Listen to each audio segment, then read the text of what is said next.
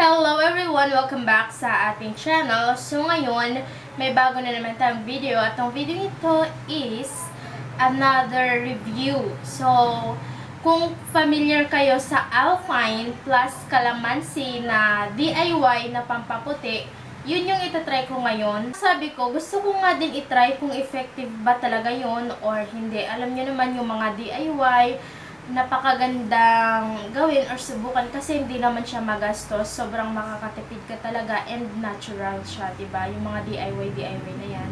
So, naisipan ko siyang gawin. So, ito guys, yung Alpine milk. Ito siya, tong malaki. At nabili ko lang to ng mga 59 or 63 pesos. I can't remember. Tapos, yung maliit, 29 pesos. Madali lang naman siyang hanapin. Punta lang kayo sa mga groceries store. Ayan. Ito siya yung Alpine. And we have calamansi. So, ito yung ating calamansi, guys. Ayan. Ayan siya. Ito yung aking calamansi. And Alpine. Ngayon, paghahaluin daw itong dalawang ito bago siya ilagay sa ating katawan. This is my very first try guys na gawin ito. So, i-review ko. Maybe, syempre hindi pa naman natin talaga makikita yung talagang effect niya sa ating katawan. So, gagawin ko siya sa maybe kung nagustuhan ko ngayon, maybe gagawin ko siya araw-araw and titignan ko, magdo-document ako kung ano yung mangyayari. May mag-iiba pa. So, ito guys, yung isang ganon, linipat ko na siya sa aking bottle or sa aking lagayan. Tapos, naglagay na din ako ng cup. Kahapon ko sana ito gagawin guys, pero sobrang gabing-gabi na yun, naantok na ako. Kaya sabi ko, ngayon ko na lang siya gagawin. And naglagay na din ako guys ng pantakal. Ayan siya. Mas maganda sigurong ilagay na lang siya sa ref, no? So, ngayon, I'm going to share with you kung paano ko gagawin. Ito natin ilalagay yung Alpine milk. So, ito guys, yung ating calamansi. Ayan, ito yung ating calamansi kanina. So, meron na akong na-slice dito kanina, napiga na din. Maglagay muna tayo ng milk. So, ito yung ating milk. Medyo yellowish yung kulay ng ating gatas. Mga 3 to 4 na scoop yung lalagay natin. Kasya na ba yan? Dagdagan natin konti. Ayan, siguro madami na yan. Okay na siguro yan. Tapos ngayon, ilalagay na natin ito, imimix na natin itong calamansi dito sa ating milk. Ayan. Nag-slice lang ako guys ng apat na calamansi. And then I'm going to use this para ihalo siya. Ayan, lumalapot pala siya guys pag nalagyan ng calamansi. Tignan nyo oh. Lapot na niya. So, kailangan natin siyang haluin ng haluin, no? May stock pa akong dalawa dito. Mas maganda kasi yan na mag-stock ka para hindi mo na problemahin kung gusto mong i-continuous.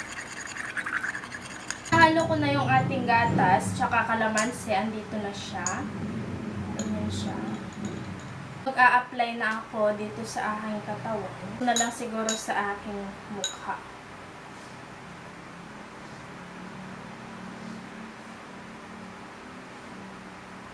Uy, ang sarap niya sa feeling kasi ito guys.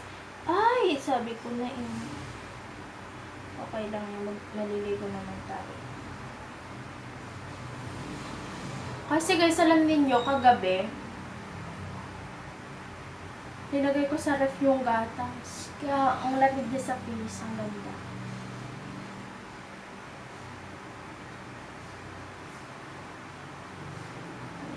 Ang bango. Pero ayokong tikman.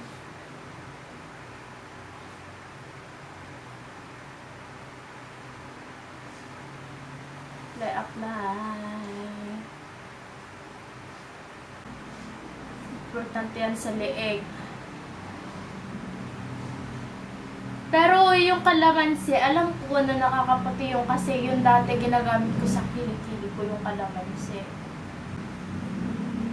Kaya nung narinig ko yung Alpine tsaka kalamansi, sabi ko, parang effective talaga yun na. Pero, andito kasi ako sa kwarto, kaya hindi ko siya magawa ng maayos.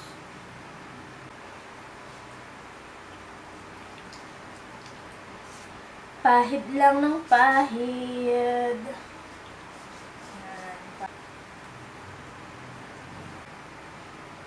Hala, grabe. Ano ba itong pinaggagawa mo eh?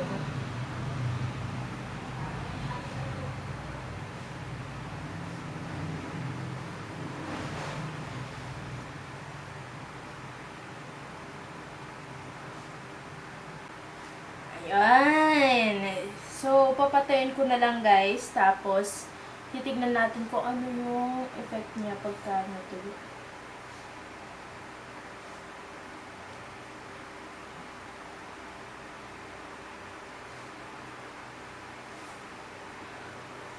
So, yun na ang gatas at kalamansi. Ayan, na-feel ko parang binabanat niya yung aking mukha. Tapos, naging powdery na siya, guys. Para na siyang chalk. Pag kinaskas mo siyang ganun, talaga magtatanggalan sila. And, isa pa, na na-feel ko, ang smooth niya. Wala kang ma-feel na lagkit, na no more lagkit. Ba yung gatas malagkit? Wala na siyang ganong effect. Parang, ayun nga, chalk na siya. Ayun, nagpa-powdery na siya. Oo. Tanggalan na, punta na sa bed. Ayan.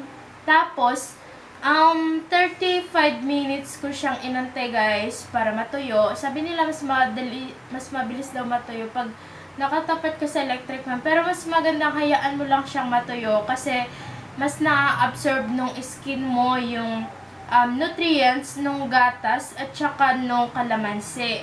Yun yung maganda. Kaya mas magandang hayaan mo muna, leave it, and it takes time para ma-absorb ng pores mo yung vitamins from the calamansi and milk.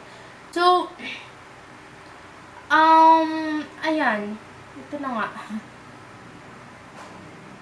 Titignan ko guys mamaya kung ano yung magiging effect niya sa aking katawan and sa aking balat. Kung magiging okay pa siya sa akin, magiging okay ba yung effect niya. Of course, kalamansi yan, nakakaputi talaga yan, pero medyo magiging dry yung ating skin. Anyway, i-update ko kayo mamaya guys, kailangan ko na mag-shower.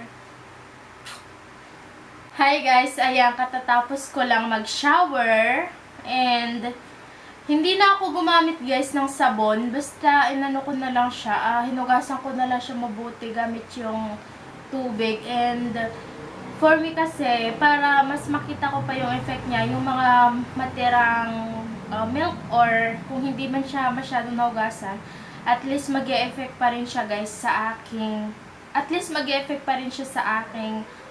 balat, diba? Kaya hindi ko na siya hinugasan ng sabon.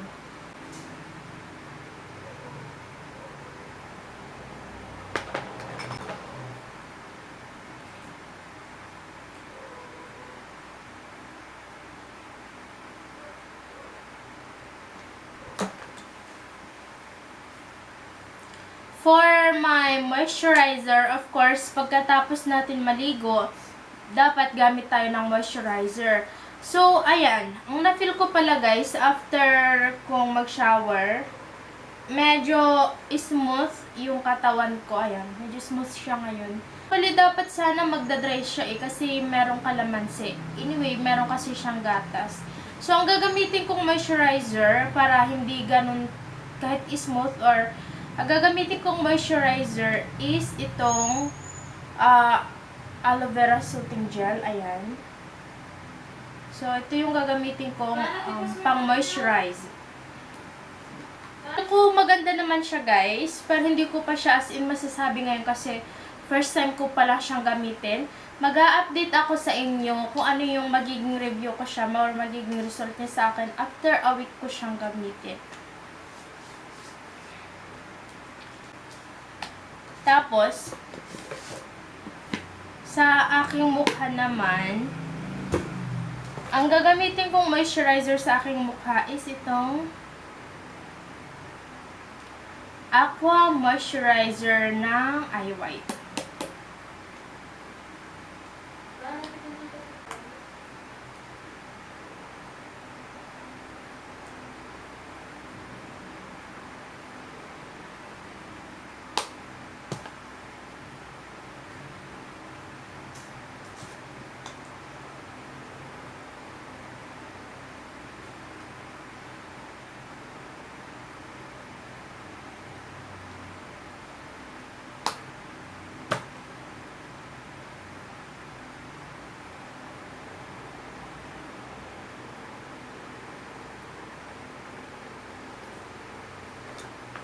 So, yun na nga guys ang ating video for today. And i-update ko kayo guys every day sa susunod kong video about sa review sa Alpine and Calamansi. Siyempre, of course, ngayon is first time ko pala siyang gamitin. Hindi ko pa talaga makikita yung result niya, kung effective ba siya or hindi. So, hindi ko pa masasabi sa inyo yung talagang effect niya.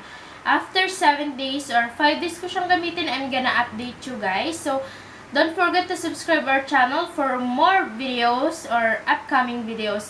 I-click mo na din ang bell button so every time na may bago tayong upload, man-notify kayo. Bye! Mwah!